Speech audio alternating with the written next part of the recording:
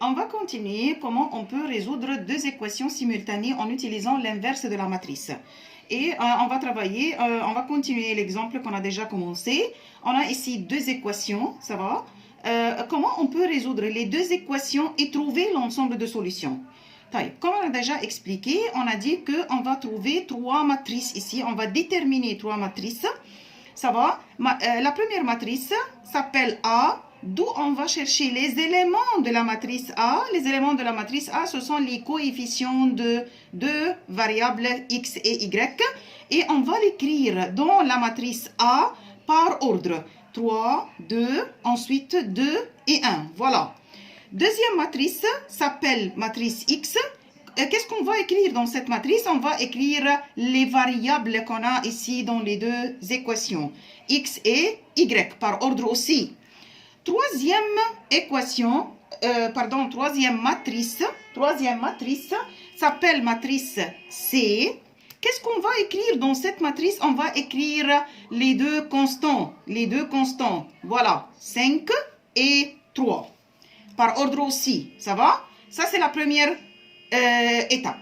Deuxième étape, qu'est-ce qu'on va faire? On va prendre la matrice A qui contient 3, 2, 2 et 1.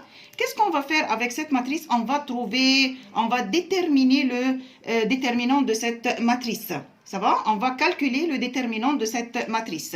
Alors, déterminant A, 3, 2, 2 et 1. On va trouver la valeur de cette déterminante. Comment? Comme on a déjà expliqué. On va commencer par les éléments qui se trouvent dans la diagonale principale. 3 fois 1, moins 2 fois 2. 3 fois 1, 3, moins 2 fois 2, 4. Alors, la réponse est égale à moins 1. Puisque la réponse du déterminant, la valeur du déterminant n'égale pas à 0, alors cette matrice, on peut trouver l'inverse de cette matrice.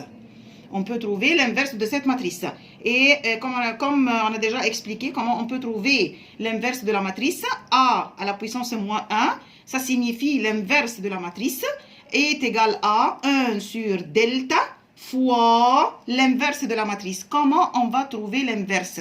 Les éléments qu'on va l'écrire ici dans cette matrice.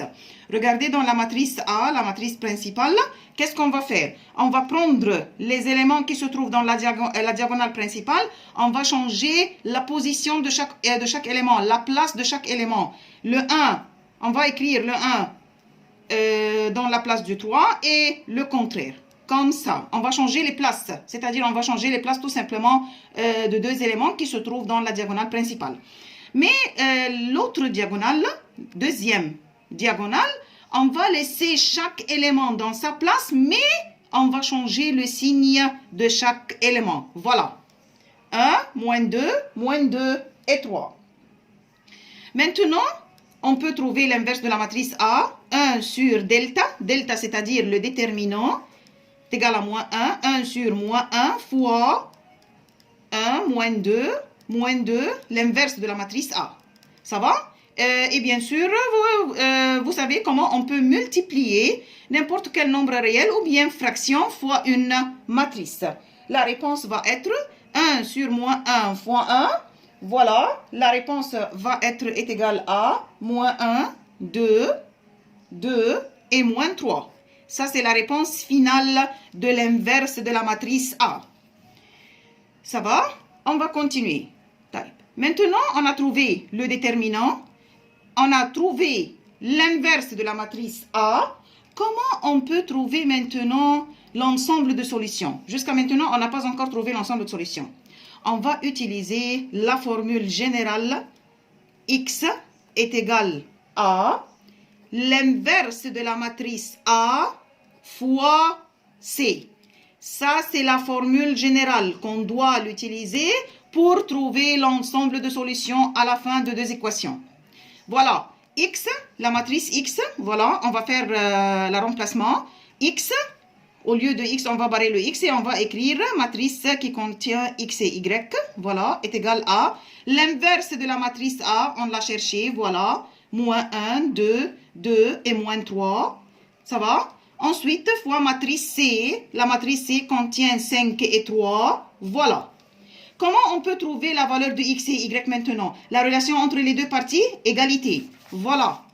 Alors, x est égal, regardez, on va prendre première ligne fois première colonne. Alors, x est égal à moins 1 fois 5 plus 2 fois 3. Ça va? Tout ça est égal à 1. Alors, la valeur de x est égale 1. La même chose, on va le faire avec y, égale deuxième ligne fois première colonne, 2 fois 5 plus moins 3 fois 3. Alors, la valeur de y est égale à 1. Maintenant, on sait maintenant la valeur de x et la valeur de y. On peut tout simplement écrire l'ensemble de solutions. Ensemble de solutions, on doit ouvrir deux accolades. Et puisqu'on travaille avec x et y, on doit ouvrir le couple. Et on doit écrire, c'est obligatoire et première secondaire. On doit commencer le couple par la valeur de x d'abord, 1, ensuite la valeur de y, 1 aussi.